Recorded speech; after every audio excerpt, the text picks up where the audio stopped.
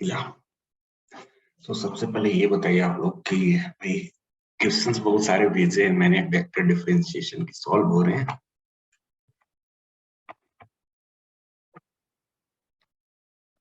बोलिए।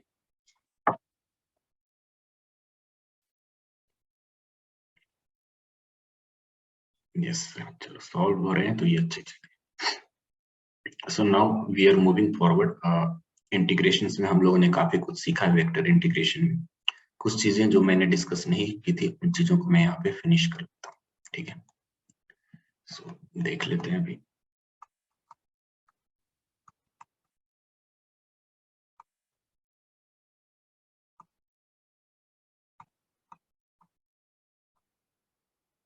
Okay, cylindrical coordinate system. Sometimes GATE में cylindrical coordinate system से भी क्वेश्चंस पूछे जाते हैं। There are 4 type of system. एक होता है रेक्टेंगुलर सिस्टम जिसको कार्टेशियन सिस्टम बोलते हैं, एंड कार्टेशियन सिस्टम में हम कोऑर्डिनेट्स को एक्स वाई जेड पैरामीटर से लिखते रहते हैं। कार्टेशियन सिस्टम या रेक्टेंगुलर सिस्टम इसको बोलते हैं, है ना।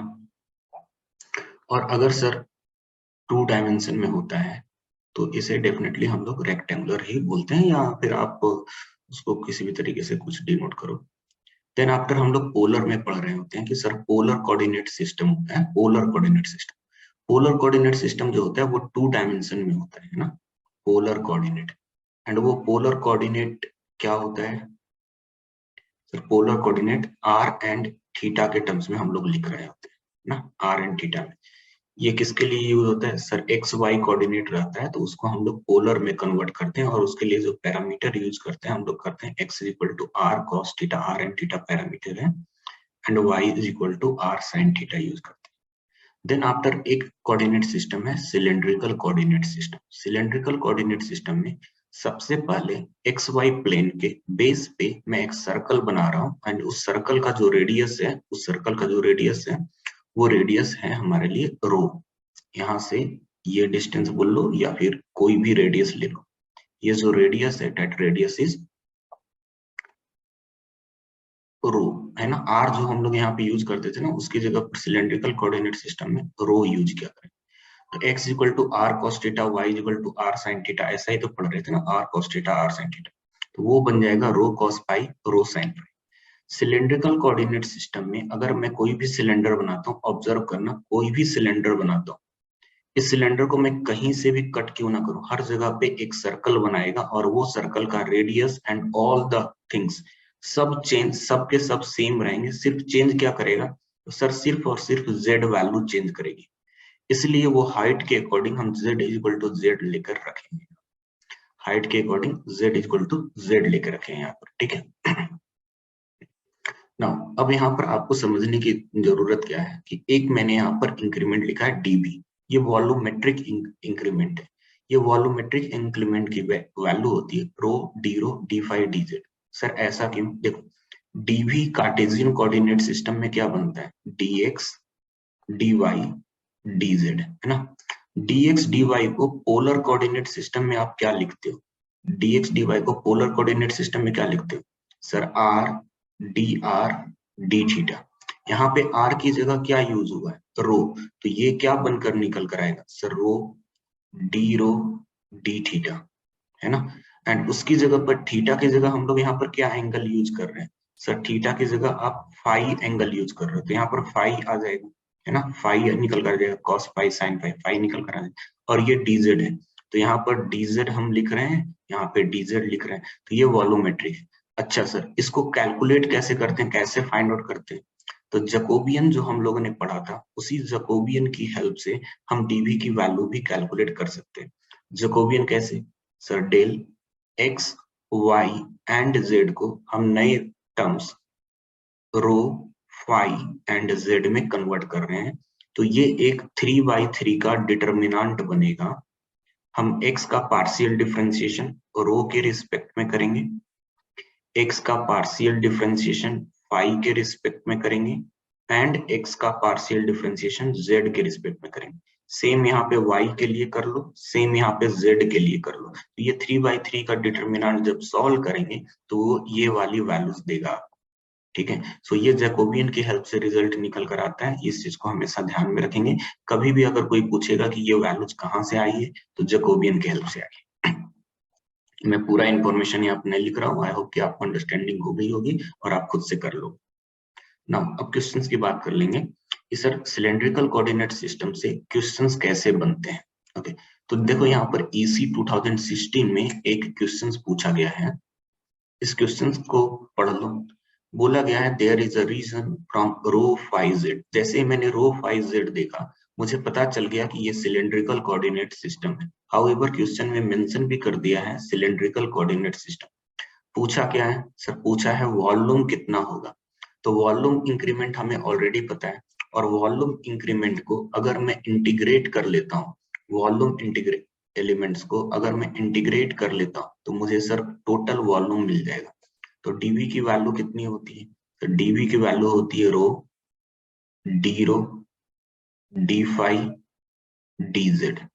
सबकी लिमिट यहाँ पर दी हुई है। रो की लिमिट 3 to 5 है, फाइव की लिमिट π/8 to π/4 है, एंड जेड की लिमिट 3 to 4.5 है। सिर्फ मुझे ये फार्मूला अगर पता होता तो मैं एग्जाम में क्वेश्चन सॉल्व करके आता, बस इतना समझना है। तो सबको सेपरेट कर लीजिए क्योंकि ये सभी टर्म सेपरेट होने लायक है। रो डी रो की लिमिट 3 to 5, मैंने यहाँ पे 3 to 5 रख लिया। डी फाइव है, उसके बाद मैंने यहाँ पर डी फाइव लिख लिया। फाइव का लिमिट π/8 to π/4 है, मैंने वो भी लिख लिया। उसके बाद आता है dz, तो z की लिमिट है 3 to 4.5। ये पूरे टर्म्स को आप लिख लीजिए। लिखने के बाद आप इसको सॉल्व करके देख लो कितना आंसर आ रहा है। रो का डिफरेंशिएशन करेंगे, इंटीग्रेशन करेंगे, rho square divided by 2। Rho square it means 5 का स्क्वायर 25, 3 का स्क्वायर 9 डिवाइडेड बाई 2। ये आ गया फर्स्ट वाला टर्म। सेकेंड वाला टर्म d5 का integration 5 π/4 minus π/8 that is equal to π/8 only. Next one dz का integration z, upper limit 4.5, lower limit 3, so ये आ गया 1.5। इसको सॉल्व कर लो सर। 25 माइनस 9 कितने होंगे, 16 डिवाइडेड बाई 2, 8 एंड 8 कैंसिल, 1.5 पाई। सो 1.5 पाई आ गया। अब कैल्सी में यूज करके पाई की वैल्यू पुट करके आप आंसर लेकर आ जाओगे, आंसर हो जाएगा वो। तो ऐसे के सिंपल क्वेश्चन अगर मैकेनिकल सिविल में आते हैं तो आपको छोड़ना नहीं है, क्योंकि एक सिंपल सा फार्मूला हमें ध्यान में रखना है डीवी का। एंड ऐसे क्वेश्चंस अगर आ जाते हैं तो ये बोनस ही समझो कि इतने आसान से क्वेश्चन, क्योंकि सिर्फ और सिर्फ इस फार्मूला पे डिपेंडेंट है और कोई भी नया चीज इसमें नहीं है। क्लियर हो गया सबको?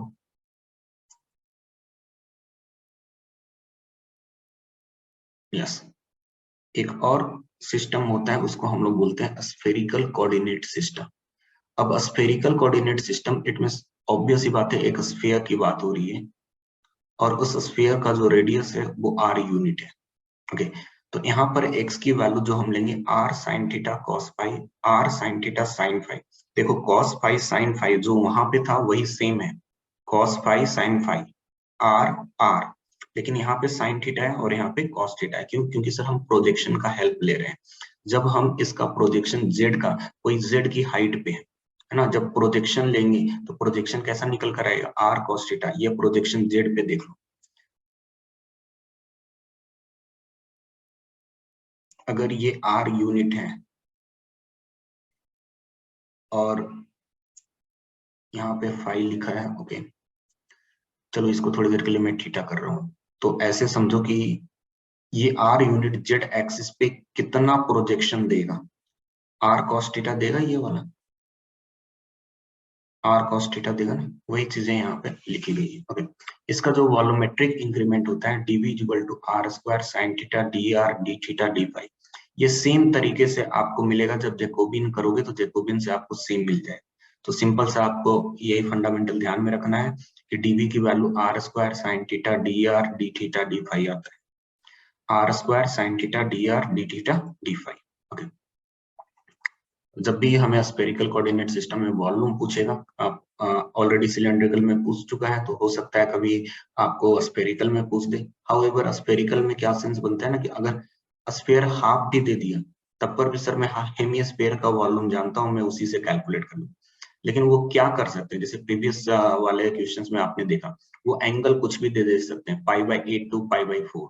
तो वैसे वाले केस में मुझे इस फार्मूला का यूज करना पड़ेगा। ओके ना, अब यहाँ पर हम लोग कुछ डिफरेंशियल एलिमेंट की बात कर ले, जैसे कि हम लोग पोजीशन वेक्टर आर का यूज कर रहे थे, है ना, लाइन इंटीग्रल निकालने में डी आर का यूज कर रहे थे, उसमें क्या लिख रहे थे, d x i d y j d z के। उसी तरीके से अगर हमारा सिलेंड्रिकल कोऑर्डिनेट सिस्टम में हमारे पास डी आर की वैल्यूज की जरूरत पड़ेगी, तो देखो डी एक्स की जगह डी रो रो कैप लिखेंगे, rho D five five cap लिखेंगे and D Z Z cap लिखेंगे। ये सारे एलिमेंट्स कहाँ से आ रहे हैं, तो वही पैरामीट्रिक जो हमने एक्स वाई जेड को आर रो फाइव में कन्वर्ट कर रहे हैं, वही पैरामीटर हमें ऐसे कन्वर्ट होकर दे रहे हैं। जब मैं एक्स वाई जेड को रो फाइव एंड जेड में कन्वर्ट करता हूं, तो जो dx बनता है वो d रो के इक्विवेलेंट बनता है और i कैप रो कैप के एक्सिस में चला जाएगा, dy रो d5 के मल्टीपल में जाएगा एंड dz z बनेगा। देख लो, आप अगर इस इंक्रीमेंट को भी याद रखते हो तो देखो यहाँ से dv क्या बनेगा, सर यहाँ से dv बनेगा dx dy dz। यहाँ से dv क्या बनेगा, सर यहाँ से dv बन जाएगा, देखो रो d5 dz। यहाँ से बन जाएगा रो डी रो d5 dz। सब इन तीन को मल्टीपल कर लो, आ जाएगा। उसी तरीके से अगर मैं यहाँ पे dv कैलकुलेट करूं तो देख लो, dr r d theta r sin theta d5, so we will get r square sin theta dr d theta d5 या d5 d थीटा जो भी लिख लो। तो ये पूरे फार्मूले हमारे इस डिफरेंशियल एलिमेंट से आ जाते हैं। समटाइम वो आपको डायरेक्टली ऐसा पूछेगा, what is the differential element of a spherical coordinate system, और चार ऑप्शंस ऐसे लिखे रहेंगे, रो डी रो है, रो डी रो है, हाँ यहाँ पे डी रो है, यहाँ पे रो डी फाइव है, rho D five, rho D रो नहीं है, फाइव का है ना, यहाँ पे फाइव कैप है ना, देखो यहाँ पे जे कैप है ना, तो जे कैप रहता है तो डी वाई रहता है, ये फाइव कैप है तो यहाँ पर क्या होगा, डी फाइव होगा, और यहाँ पे मल्टीपल में रो है, रो डी फाइव। इसको कंफ्यूज मत होना कि रो डी रो लिख दो, रो डी रो लिख दोगे तो फिर डिफरेंशियल एलिमेंट फाइव कहाँ चला जाएगा, वो तो हट ही जाएगा ना फिर ना। ये सब चीजें हो चुकी हैं, ये सब एक्सप्लेन कर चुका हूं मैं।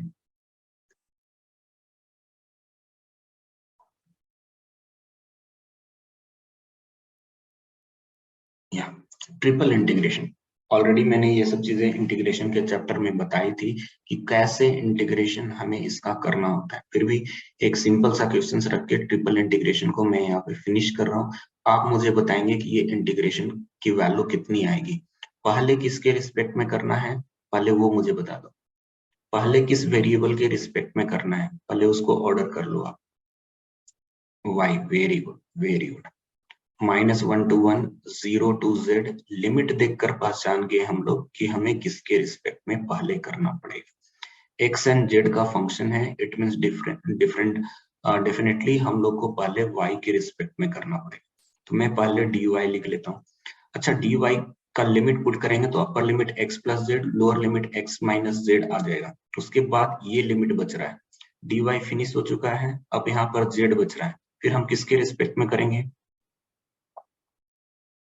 x के रिस्पेक्ट में, देन आफ्टर z के रिस्पेक्ट में, है ना।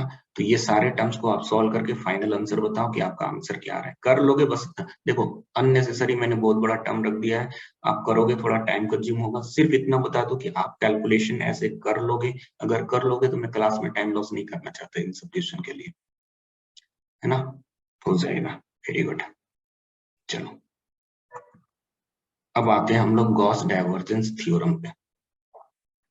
देखो सबसे पहले इस थ्योरम को स्टार्ट करने के पहले मैं कुछ चीजें आपको एकदम क्लियर कर दूं कि लास्ट लेक्चर्स में हम लोगों ने ये सब कवर किया है कि ओपन इंटीग्रल क्या होता है, क्लोज इंटीग्रल क्या होता है। मैंने इवन बताया कि क्लोज कर्व वाला जो क्लोज लाइन इंटीग्रल होता है उसको हम लोग एफ डॉट डी आर से ऐसे लिखते हैं। स्टोक्स थ्योरम के यूज से हम इसे double integral s del cross f dot ds लिखा करते हैं, डॉट डीएस लिखा करते हैं। ओके, ये वाला जो इंटीग्रल है ये कौन सा है, सर ये ओपन है, ओपन सरफेस इंटीग्रल है ना, ओपन सरफेस इंटीग्रल है। देखो लोग मजाक बनाने के लिए मैथ का क्या करते हैं वो चीज मैं यहाँ पर बता देता हूँ ताकि आप वो गलतियां बिल्कुल भी मत करना, ठीक है। फिर मैं मिटा भी दूंगा यहाँ से वो चीजें, सिर्फ समझने के लिए मैं लिख रहा हूँ। गॉस डाइवर्जेंस थ्योरम बोलता है कि एफ डॉट डीएस की value del dot F DV के इक्वल होगी। तो बहुत सारे लोग या जिनको मैथ का पूरा प्रॉपर कॉन्सेप्ट क्लियर नहीं होता है वो कुछ ऐसा लिखते हैं, f dot d r sir आपने लिखा double integral s del cross f dot ds, ये आपने लिखा स्टोक्स थ्योरम। उसके बाद बोलते हैं इसके ऊपर गॉस डाइवर्जेंस लगा लो। तो डेल क्रॉस एफ वेक्टर है, इसके ऊपर गॉस डाइवर्जेंस लगाएंगे तो वो बोलेंगे सर ट्रिपल इंटीग्रेशन कर लो, जो भी वेक्टर यहाँ पे है उसका डाइवर्जेंस लेना है। तो यहाँ पे del dot del cross F आ गया, ऐसा बोलेंगे और यहाँ पे डी भी लगा लो। फिर उसके बाद बोलेंगे कि del dot del cross f ये एक थ्योरम होता है, इसकी वैल्यू 0 होती है। क्या यह स्टेटमेंट सही है कहना? बिल्कुल गलत है ये। क्यों गलत है? क्योंकि सर हम गॉस डाइवर्जेंस थ्योरम तो तब लगा सकते हैं ना जब हमारा इंटीग्रल जो हो, सरफेस इंटीग्रल जो हो क्लोज सरफेस इंटीग्रल। जब तक क्लोज सरफेस नहीं होगा तब तक उससे वॉल्यूम कैसे मिलेगा? आपने यहाँ पर क्या गलती की, ये सर ओपन सरफेस इंटीग्रल आपने इस पे ऐसे स्टोक्स थ्योरम अप्लाई कर दिए, तो ये चीज कहना ही गलत हो जाता है। इसलिए इन सब छोटी छोटी चीजों को, बारीकों को हम लोग ध्यान में रखेंगे कि हमें डाइवर्जेंस थ्योरम कब लगाना है। ओके, ठीक है। अब यहाँ तक हम लोग आ गए कि गॉस डाइवर्जेंस थ्योरम को हम किसके ऊपर अप्लाई करें। तो अगर हमारे पास कोई क्लोज सरफेस इंटीग्रल है किसी वेक्टर एफ का, जैसे F dot D S close surface integral, closed surface का नाम हमने कैपिटल एस रखा है, बोला गया है that is equal to the volume integral of divergence of that vector F. तो किसी भी वेक्टर का डाइवर्जेंस मैं डेल डॉट एफ से डिनोट करता हूँ और इसका volume integral it means DV मुझे लेना है। तो F dot DS close integral की value del dot F DV के इक्वल हो जाएगी। ये एक सरफेस है, इसका नाम कैपिटल एस है, इसके ऊपर मैंने एक स्मॉल एलिमेंट लिया है, इसको मैंने बोला है डीएस क्योंकि वो सरफेस का पार्ट है। इसके नॉर्मल वेक्टर एन कैप, अगर मुझे इसको सॉल्व करना पड़ेगा तो एन कैप की जरूरत पड़ेगी।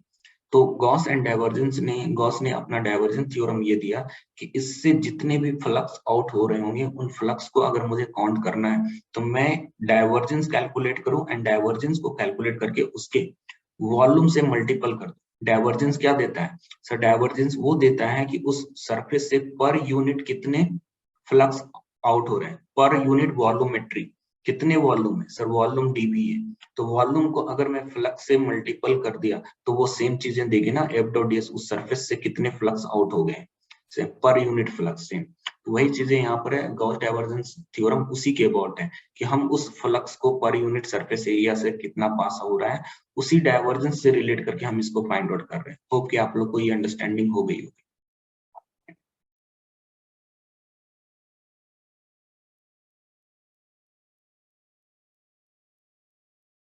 यस। अब क्वेश्चन स्टार्ट करने से पहले मैं कुछ चीजें आपको यहाँ पर बताना चाहता हूँ, क्वेश्चन उसके बाद बताएंगे करेंगे। Let's say sorry let's say there is a sphere, ये जो स्फीयर है इसका रेडियस r है। What will be the total surface area?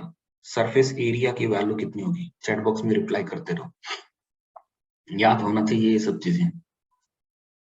Very good sir, surface area की वैल्यू 4 पाई आर स्क्वायर होती है। What is the volume? Volume कितना होता है? वॉल्यूम कितना होता है? 4/3 pi R cube, 4/3 pi R cube. Now let's work on cylinder, let's work on cylinder. एक सिलेंडर पे वर्क कर रहा हूं और इस सिलेंडर की जो हाइट है वो h है। इसके 3 सरफेस है, एक सरफेस आपको टॉप पे दिख रहा है, इसका नाम मैं A2 रख लेता हूँ। एक सरफेस मुझे बॉटम में दिख रहा है, इसका नाम मैं A1 रख लेता हूँ। और एक सरफेस आपको लैटरल दिख रहा है, सराउंडिंग में दिख रहा है, इसका नाम मैं A3 रख लेता हूँ। जो कर्व में दिख रहा है उसको हम लोग लैटरल सरफेस बोलते हैं। So what is the lateral surface area for cylinder? Lateral surface area A3 के इक्वल होगा एंड वो कौन सा कितनी वैल्यू देगा 2 पाई r इंटू एच 2 पाई r इंटू एच। ओके, अब हम लोग टॉप एंड बॉटम का तो सर एरिया हम ऐसे बता ही सकते हैं, इसका रेडियस r है तो ये एरिया पाई r स्क्वायर, ये एरिया पाई r स्क्वायर। तो जो टोटल सरफेस एरिया बनेगा वो टोटल सरफेस एरिया कितने हो जाएंगे सर पाई r square plus pi r square, 2 पाई r square plus lateral surface area 2 पाई r h। सो 2 पाई r कॉमन आ जाएंगे। Now the terms will be r plus h। Okay, now what is the volume? Volume का formula क्या है? Volume का formula क्या है? पाई r square into h। Volume का formula पाई r square h। ये पाई है, ये पाई है एंड हाइट कितनी है? ये पाई r स्क्वायर है और हाइट कितनी है h। So volume is pi r square h। Now let's move forward. अगर मैं आपसे पूछूं इसके बारे में तो sir this is a right circular cone, right circular cone. Okay, इसकी भी यहाँ पे रेडियस जो है वो r है और यहाँ जो हाइट दी हुई है डेट हाइट इज h और इसको बोलते हैं स्लैंट हाइट। ये जो है ना हाइपोटेनस की तरह, उसको हम लोग बोलते हैं slant height. So can you find out the relation between slant height, radius and actual height? Yes, by using the Pythagoras theorem, we can easily find out that relation. So r square plus h square is equal to l square। हमने Pythagoras theorem से ये height और radius and slant height में relation बना लेते हैं। Now what is the lateral surface area? Lateral surface area की value कितनी होगी? लैटरल सरफेस एरिया की वैल्यू कितनी होगी? लैटरल सरफेस एरिया की वैल्यू हो जाएगी पाई आर इंटू एल। एल यहां से कैलकुलेट कर लेंगे, पाई आर एल आ जाएगा। टोटल सरफेस एरिया कितना हो जाएगा सर? पाई आर स्क्वायर जो बॉटम में एरिया है आप उसको भी ऐड कर लो, तो पाई आर कॉमन आ जाएगा और हम लोग लिख लेंगे आर प्लस एल, ये दे देगा टोटल सरफेस एरिया। अब इसी में मुझे इसका वॉल्यूम भी चाहिए, तो वॉल्यूम कितने निकल कर आएंगे कोन के लिए? सर देखो, अगर मैं ऐसे सिमेट्रिसिटी बनाऊं ना तो इस सिलेंडर में टोटल 3 कोन्स बन सकते हैं सेम हाइट पे, तो हम लोग बोलेंगे 1/3, 1/3 पाई आर स्क्वायर एच। ओके, तो ये वॉल्यूम आ गई। तो ये बेसिक थिंग्स थी। अब इससे भी बहुत बड़ी चीज जो मैं बता रहा हूँ वो ये है, this is very very important. वो क्या है कि सर अगर मैं स्टोक्स थ्योरम अप्लाई करूं तो स्टोक्स थ्योरम को अप्लाई करने के लिए हमें यहाँ पर क्या करना पड़ रहा है sir? Open surface integral curl of that vector F dot ds लिखना पड़ रहा है। हम लोग ब्लाइंडली इस थ्योरम को अप्लाई कर लेते हैं, लेकिन इसके लिए बहुत सारे रिस्ट्रिक्शंस। क्या? सबसे पहले सी का क्या होना चाहिए? सी का क्लोज्ड कर्व होना चाहिए, सी का क्लोज्ड कंटूर होना चाहिए, क्लोज्ड कर्व होना चाहिए। दूसरी रिस्ट्रिक्शन क्या है सर? दूसरी रिस्ट्रिक्शन इसके ऊपर ये है कि एफ जो है, ध्यान से सुन लेना, देखो एफ का यहाँ पे कर्ल फाइंड आउट कर रहे हैं हम। कर्ल तो तभी फाइंड आउट करेंगे ना जब वो फंक्शन कंटिन्यूअस होगा, डिफरेंशिएबल होगा। क्योंकि सर अगर कंटिन्यूअस नहीं रहा, डिफरेंशिएबल नहीं रहा, तो आप उसका पार्शियल डिफरेंशिएशन करोगे कैसे? करोगे कैसे? तो इस थ्योरम को लगाने के लिए हमारे पास रिस्ट्रिक्शन क्या है कि F must be continuous, F must be continuous. F जो होना चाहिए वो कंटिन्यूअस होना चाहिए एंड डिफरेंशिएबल होना चाहिए। अगर वो कंटिन्यूअस एंड डिफरेंशिएबल नहीं हो तो हम इस थ्योरम को अप्लाई नहीं करेंगे। कंटिन्यूअस एंड डिफरेंशिएबल कहाँ होना चाहिए? इन कंटूर सी, आप ऐसे लिखो, not in. Okay, on and inside c. Sir on and inside c क्यों बोलो? देखो लाइन इंटीग्रल के लिए on the surface continuous differentiable होना चाहिए, तभी तो लाइन इंटीग्रल फाइंड आउट करे, तभी तो वो।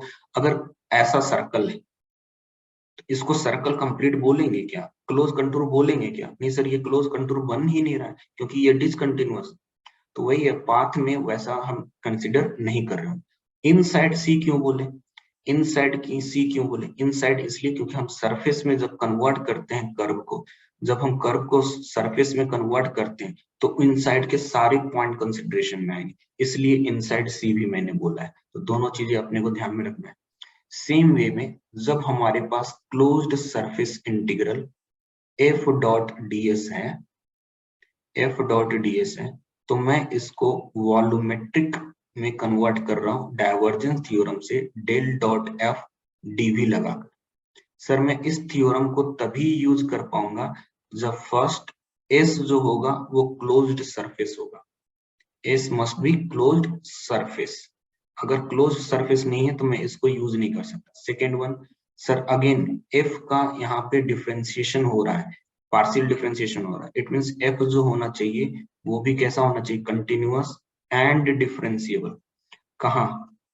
On and inside surface S. उस सरफेस के ऊपर एंड उसके अंदर ये कंटिन्यूअस एंड डिफरेंशिएबल होना चाहिए। अगर ऐसा नहीं है तो मैं इस थ्योरम को अप्लाई नहीं कर पाऊंगा। इन सब चीजों को हमें ध्यान में रखना है, ये काफी इंपॉर्टेंट है ये जो मैंने बता रखा है। मोस्ट ऑफ द स्टूडेंट्स इसमें फंसकर बहुत ज्यादा गलती करते हैं जब ऐसे कॉन्सेप्ट पे क्वेश्चंस होता है। ठीक है, मैं आऊंगा उन क्वेश्चंस के ऊपर भी। पहले हम लोग बेसिक गॉस डाइवर्जेंस के इस क्वेश्चन को फिनिश कर लें। कोई भी पेन नहीं चलाएगा, बस मेरा इतना ही है कि कोई पेन नहीं चलेगा, क्वेश्चंस को रीड करो। इनसाइड का मतलब क्या? अरे भैया अगर मैं कंटूर की बात करूं, ये क्लोज कंटूर है एंटी क्लॉकवाइज डायरेक्शन। इसके इनसाइड क्या? इसके अंदर में कोई भी पॉइंट, ये सब क्या है? इनसाइड है। अगर मैं सरफेस की मैं बात करूं, अगर मैं सरफेस की मैं बात करूं, तो जब आप सरफेस की बात कर रहे होगे, लेट से एक स्फीयर है, दिस इज अ स्फीयर, तो इस स्फीयर के अंदर बहुत सारे पॉइंट्स होंगे। अगर ये स्फीयर है तो बहुत सारे पॉइंट्स होंगे, तो वो इनसाइड द सरफेस की बात हो रही है। क्लियर हुआ मनोज? अब इस क्वेश्चन को पढ़ो, पढ़कर सिर्फ आंसर देना है, पेन नहीं चलाना है। There is a closed surface integral r dot ds। N cap ds क्या बनाएगा? ds बनाएगा वेक्टर, है ना। सो आर डॉट ds है। अब बोला गया है over the closed surface S bonding a volume capital V. वो जो वॉल्यूम बना रहा है वो कैपिटल वी वॉल्यूम बना रहा है उस सरफेस एस से। बोला है कि जो यहाँ पे आर लिखा हुआ है वो एक पोजीशन वेक्टर है एक्स वाई जेड। एन के बारे में बोल दिया कि normal vector to this surface है, वो भी चलेगा। तो मुझसे पूछ रहा है इस इंटीग्रल की वैल्यू बता दो। तो इस इंटीग्रल पे अगर मैं गॉस डाइवर्जेंस थ्योरम लगा दूं तो मैं लिखूंगा triple integration v del dot f की जगह पे पोजीशन वेक्टर आर है और मैं यहाँ पे डी भी लिख लूंगा। तो डेल डॉट आर की वैल्यू कितनी होती है? सर डेल डॉट आर की वैल्यू 3 होती है एंड ट्रिपल इंटीग्रेशन डी भी मतलब वॉल्यूम, तो सर 3 टाइम्स वॉल्यूम होना चाहिए। तो वॉल्यूम कितना दिया हुआ है? सर वॉल्यूम दिया हुआ है v, तो फाइनल आंसर कितने आ गए? 3v आ गए। पेन चलाने की ऐसे क्वेश्चन पे कोई जरूरत नहीं है ना। या अब हम लोग डिस्कस कर रहे थे ये वाला पार्ट ना, चलो इसमें एक और छोटा सा बच गया था, है ना, उसको भी खत्म कर लेते हैं।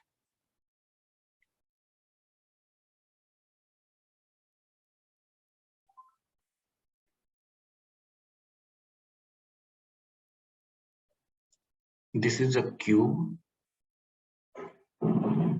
Of side is equal to a unit. Cube है और उसका साइड जो है वो ए यूनिट है। What is the total surface area of this one? Total surface area कितने बनेंगे? There are 6 faces, so total surface area is 6a square. What is the lateral surface area? ऊपर और नीचे का सर मैं minus कर दूंगा तो टोटल 4 सरफेसेस है, 4a square. What is the volume here? Volume कितनी है? Sir length into width into height, A cube volume हो जाएगा। Let's say we are working on a cuboid, cuboid की बात कर रहे हैं। अगर मैं क्यूबाइड की बात करूं, ये L है, ये B है और ये H है, तो आप बता सकते हो कि what is the total surface area? Sir जैसा सरफेस ऊपर है वैसा ही सरफेस नीचे है, लेफ्ट और राइट सेम होगा, आमने और पीछे सेम होगा, सामने और पीछे में सेम होगा। सो 2 times LB BH plus HL, है ना, दो दो का पेयर बनाकर सबका एरिया निकाल लिया। उसी तरीके से अगर मैं इसमें वॉल्यूम की मैं बात करूं तो वॉल्यूम क्या होगा, L into b into H.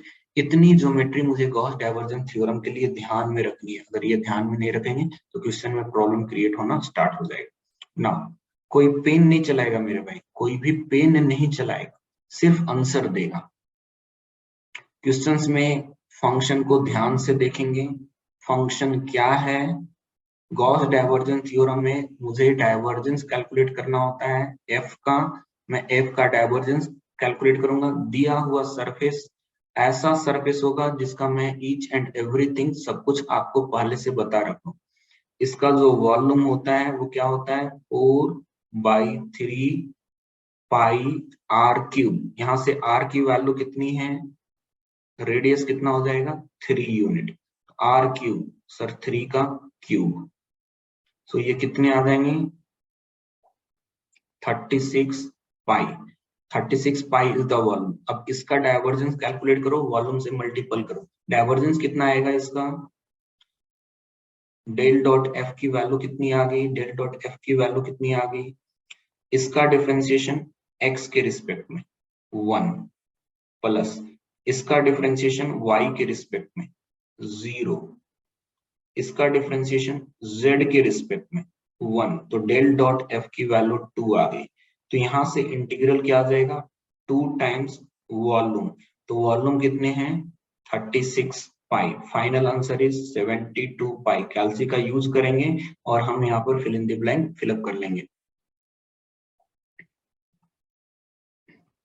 चलो सिमिलर क्वेश्चंस यहाँ पर है मैकेनिकल 2015 का, कुछ भी चेंज नहीं किया। देखो सरफेस में जो दिया है वो सर रेडियस तक सेम रख दिया, चेंज क्या किया, ये फंक्शन चेंज किया है, 1/पाई के साथ मल्टीपल कर लिया। कोई बात नहीं, कर लेने दो। आप मुझे क्वेश्चन का आंसर बताओ कि क्या आएगा। इन सब चीजों में पेन नहीं चलाना होता है अपने।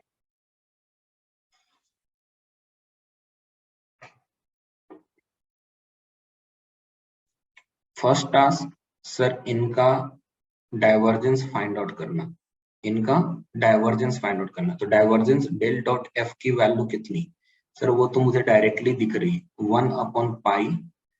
इसका पार्शियल डिफरेंशिएशन एक्स के रिस्पेक्ट में 9 माइनस इसका पार्शियल डिफरेंशिएशन y के रिस्पेक्ट में 3। सो ये आ गया 6/पाई। यहाँ से वॉल्यूम कितने, सर इससे वॉल्यूम निकल कर आ जाएगी 36 पाई। अभी प्रीवियस क्वेश्चन में ही कैलकुलेट किया था 36 पाई। तो ये जो है इस इंटीग्रल की वैल्यू कितनी हो जाएगी, सर डाइवर्जेंस इनटू वॉल्यूम। तो डाइवर्जेंस है 6/पाई एंड वॉल्यूम है 36 पाई।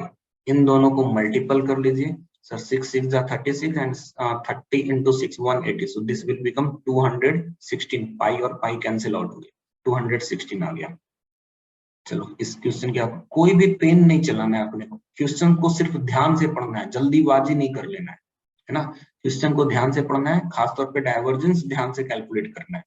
डेल डॉट एफ, सरफेस के बारे में क्या बोला है सर, सरफेस एक क्यूब है एंड उस क्यूब के वर्टाइसेस दिए हुए हैं। इस वर्टाइसेस को देखकर आपको ये पता कर लेना है कि वो क्यूब का साइड लेंथ कितना होगा। बताओ जरा, जिस क्यूब की बात कर रहा है उस क्यूब की साइड की वैल्यू कितनी है इसके लिए, सिंपल था सर, ए इसका साइड लेंथ है। तो ये जो बन रहा है उसके लिए वॉल्यूम कितना बनेगा, वॉल्यूम कितना बनेगा sir, side cube. Sir volume तो 1 आ गया। अच्छा इसका अगर मैं डाइवर्जेंस कैलकुलेट करूं तो डाइवर्जेंस कितने आ रहे हैं, डेल डॉट एफ की वैल्यू कितनी आ रही, इसका x के रिस्पेक्ट में 0, इसका y के रिस्पेक्ट में 0, इसका z के रिस्पेक्ट में 1। तो डेल डॉट एफ की वैल्यू 1 है। अब डेल डॉट एफ को वॉल्यूम से मल्टीपल करेंगे तो मुझे इस वाले इंटीग्रेशन की वैल्यू मिल जाएगी। तो मैंने del dot f into volume कर लिया है ना। तो del dot f 1 volume 1 answer 1। क्या है इन सब क्वेश्चंस में, 2 मार्क्स में पूछे गए हैं, क्या है इन क्वेश्चंस में। चलो तो यहाँ पर हमने आपको सारे थ्योरम्स वगैरह करा दिए। अब मैं कुछ अच्छे लेवल के क्वेश्चंस करा रहा हूँ यहाँ पर, जिसको आप कैलकुलेट करोगे, ठीक है। आप अच्छे से इन क्वेश्चन पे समझोगे कि क्या है नहीं है, और उसके बाद में उसको भी अलग तरीके से सॉल्व करा रहा हूँ। Let's say we are going to calculate a close line integral of x upon x square plus Y square. इसका partial differentiation with respect to y क्या आएगा, जरा देखो। इसका partial differentiation with respect to y करेंगे तो sir 2xy upon x square plus Y square का whole square आ जाएगा। यही आएगा ना partial differentiation with respect to y। या माइनस में आएगा 1/x का माइनस 1/x स्क्वायर होता है, तो माइनस में आएगा। Okay, so this one minus y upon x square plus Y square dy ऐसा दिया हुआ है, ठीक है। ये लाइन इंटीग्रल मुझे कैलकुलेट करने के लिए बोला गया है, जहां पे c जो कर्व है उस कर्व के बारे में बोला है कि this is equal to x square plus Y square is equal to 1। सबसे पहले इस क्वेश्चन को देखकर मुझे बताएंगे कि क्या इस क्वेश्चन में मैं ग्रीन्स थ्योरम लगा सकता हूं या स्टोक्स थ्योरम लगा सकता हूं। क्या मैं इसमें स्टोक्स या ग्रीन्स लगा सकता हूं? यस बोल रहे हैं, यस। भैया ग्रीन्स या स्टोक्स लगाने के लिए दिए हुए फंक्शन को इनसाइड द कंटूर कंटिन्यूअस होना चाहिए। This function is not continuous, this function is not continuous. ये दोनों के दोनों कंटिन्यूअस नहीं है। At which point? At 0,0। And 0,0 जो पॉइंट है, क्या वो इनसाइड सी है? इनसाइड सी है। We cannot use Green's or Stokes theorem. We cannot use Green's theorem. Sir Green's theorem हम इसमें यूज नहीं कर सकते। अगर आप ग्रीन्स थ्योरम यूज कर लिए होते तो क्या फर्क पड़ता वो देख लो। सर ये m है और ये n है, तो n की वैल्यू minus y upon x square plus Y square है। तो मैं ग्रीन्स यूज करने के लिए del n upon del x कर रहा होता। सर 1/x का डिफरेंशिएशन माइनस 1/x स्क्वायर होता है, तो y upon x square plus Y square का होल स्क्वायर हो गया। एक्स स्क्वायर का पार्शियल डिफरेंशिएशन 2x, तो मुझे यहाँ पे 2x लिखना पड़ रहा है। ये आ गया del n upon del x की वैल्यू। अगर मैं del m upon del y calculate करूँ तो पहले मुझे m चाहिए होगा। m की वैल्यू है x upon x square plus Y square. अगर मैं del m upon del y calculate करूं तो del m upon del y की वैल्यू कितनी हो जाएगी? Minus 2xy upon x square plus Y square का होल स्क्वायर, ऐसा आ जाएगा। अब sir del n upon del x minus इतने से यहाँ पे प्लस होना चाहिए तो मजा आएगा क्वेश्चन में। यहाँ पे प्लस होना चाहिए तो मजा आएगा। डिफ्रेंशिएट किया, यहाँ से माइनस हटाओ तो यहाँ पे माइनस आएगा, है ना। अब देखो कि सर ये क्या बना दे रहा है। अगर मैं यहाँ पे प्लस रख रहा हूँ तो ये क्या बनाएगा?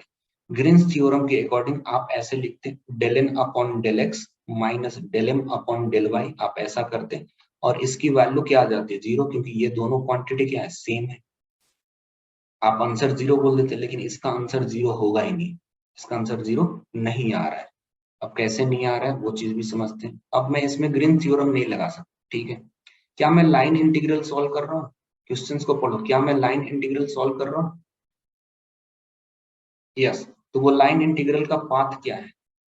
सर लाइन इंटीग्रल का पाथ एंटी क्लॉकवाइज डायरेक्शन में c है, ये मेंशन है, ये पाथ c है और ये सर्कल का रेडियस 1 यूनिट है। इक्वेशन इसका x square plus Y square is equal to 1 है, ये सब दिए हुए हैं। तो जब तक मैं लाइन इंटीग्रल में हूं, जब तक मैं लाइन इंटीग्रल में हूं, क्या मैं x square plus Y square की वैल्यू 1 ले सकता हूं? जब तक मैं लाइन इंटीग्रल में हूं तब तक मैं x square plus Y square की वैल्यू 1 ले सकता हूं। सरफेस इंटीग्रल पे तो नहीं लेंगे, क्योंकि सर सरफेस इंटीग्रल पे जाएंगे तो अंदर का पार्ट भी कंसिडर होता है। मैं जब तक लाइन इंटीग्रल में हूं तब तक मैं x square plus Y square की वैल्यू ले सकता हूँ। सर ये लाइन इंटीग्रल ही तो है, तो आप इसमें पहले इसको लाइन इंटीग्रल ही रहने दो और इसमें x square plus Y square की वैल्यू 1 ले लो। अगर मैं इसमें x square plus Y square की वैल्यू 1 ले लिया, then it will convert to x dx plus y dy, x dx plus y dy बन जाएगा। अगर मैं इसका यूज करूं पार्शियल डेरिवेटिव एंड वो वाला ग्रीन्स थ्योरम, अब इसमें यूज करूं इसका partial differentiation with respect to x. क्या हो रहा है यार, प्लस माइनस का कुछ प्रॉब्लम आ रहा है इसमें, मैं प्लस रखना है या माइनस रखना है? जीरो आ रहा है यहाँ पे जीरो आ रहा है।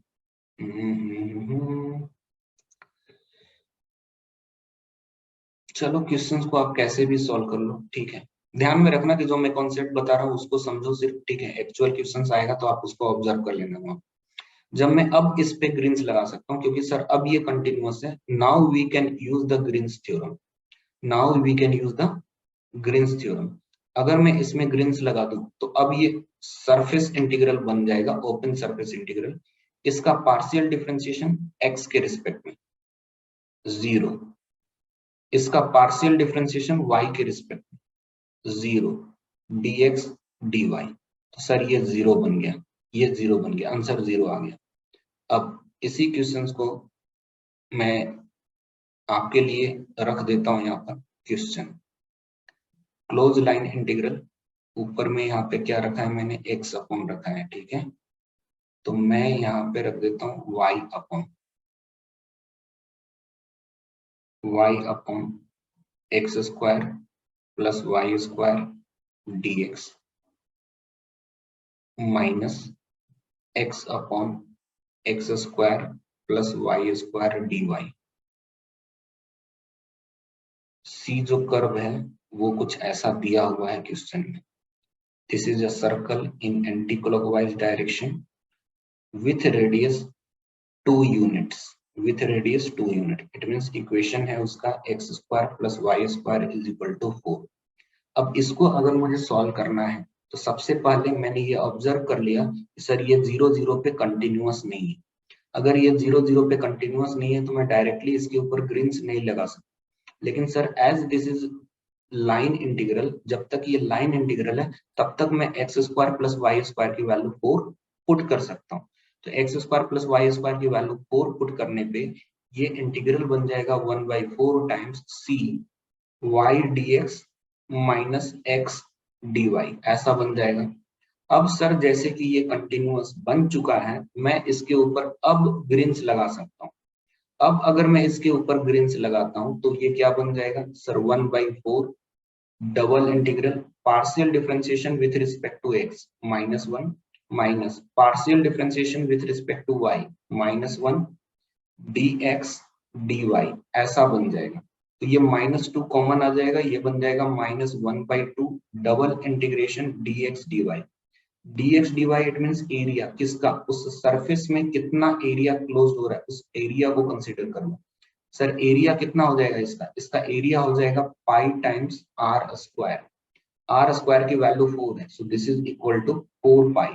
तो मैं -1/2 इंटू 4 पाई कर लूंगा, तो ये कितने निकल कर आ जाएंगे सर, -2 पाई निकल कर आ जाएगा। एक एक चीज ध्यान में रखना है सर, माइनस आ रहा था, माइनस लिया हमने बाहर, तो -1/2 बना, dx dy क्या बनेगा, एरिया, एरिया क्या होगा 4 पाई आर स्क्वायर। यहाँ पे आर स्क्वायर है ये, this is r square, so pi are square 4 pi, 4 pi को -1/2 से मल्टीप्लाई किया, -2 पाई आ गया।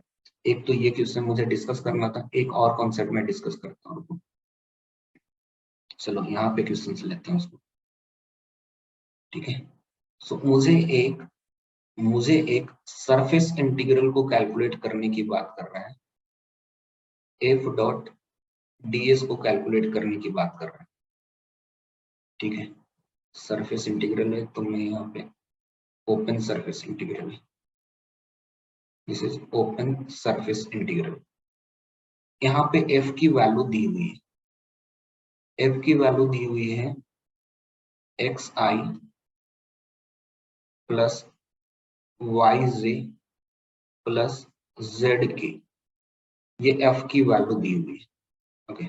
उसके बाद एस के बारे में इंफॉर्मेशन दिया है कि x is a surface given by x plus y plus z is equal to 1 in first octant. In first octant, first octant समझ में आना चाहिए। ये एक्स एक्सिस है, ये जेड एक्सिस है और ये वाई एक्सिस ले लिया मैंने। इसका जब मैं इक्वेशन को प्लॉट करूंगा ना तो वो x axis, y axis and z axis सभी पे 1 1 1 इंटरसेप्ट देंगे। एक्स एक्सिस पे इंटरसेप्ट निकालने के लिए मैं वाई और जेड दोनों की वैल्यू 0 लूंगा तो एक्स की वैल्यू 1 होगी, ये वाला मुझे पॉइंट्स मिल जाएगा। ओके, तो ये 1 है, उसी तरीके से ये भी 1 है और उसी तरीके से यहाँ पे भी 1 है। कोऑर्डिनेट के टर्म में बोलोगे तो ये 0 0 1 है, कोऑर्डिनेट के टर्म में बोलोगे तो 1 0 0 है और यहाँ पे जो निकल कर आएगा 0 1 0 निकल कर आएगा, 0 1 0 निकल। ये इक्वेशन समझ में आना चाहिए। यही फर्स्ट ऑक्टेंट है। फर्स्ट ऑक्टेंट का मतलब होता है x greater than equal to 0, y greater than equal to 0, z greater than equal to. मुझे इसका सरफेस इंटीग्रल कैलकुलेट करने के लिए बोला। सर हम इसमें गॉस डाइवर्जेंस लगा सकते हैं क्या? सोचो जरा, इसमें गॉस डाइवर्जेंस लगा सकते हो क्या?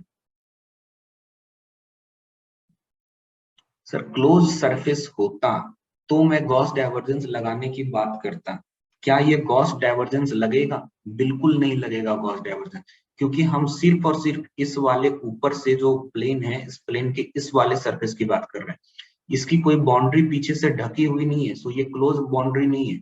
अगर क्लोज नहीं है तो सर मैं इसमें गॉस डाइवर्जेंस लगा ही नहीं सकता। अगर गॉस डाइवर्जेंस नहीं लगा सकते तो हमारे पास ऑप्शन क्या बच गया लगाने का?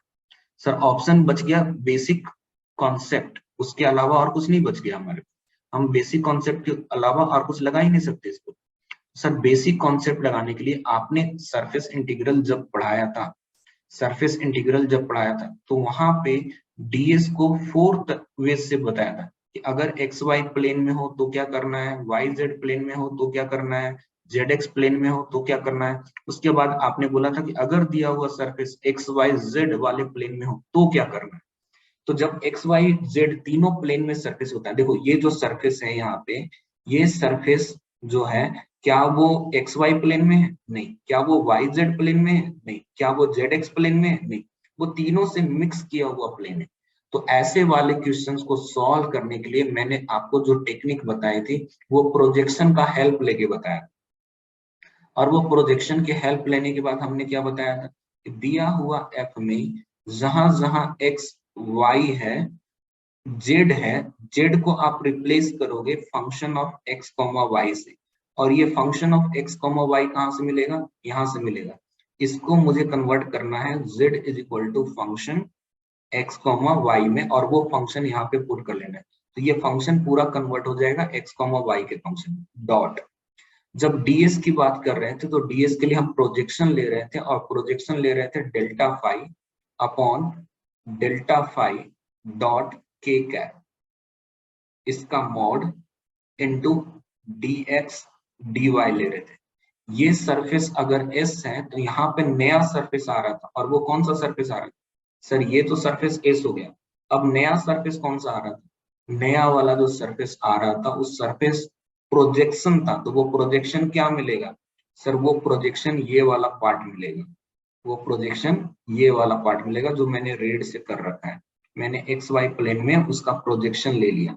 अगर मैं एक्स वाई प्लेन में इसका प्रोजेक्शन ले रहा हूँ, ठीक है, तो ये जो नया सरफेस बन रहा है वही सरफेस S1 कहलाएगा। तो मैं यहाँ पर S1 नाम रख लेता हूँ, मुझे इसके लिए इंटीग्रेशन करना है।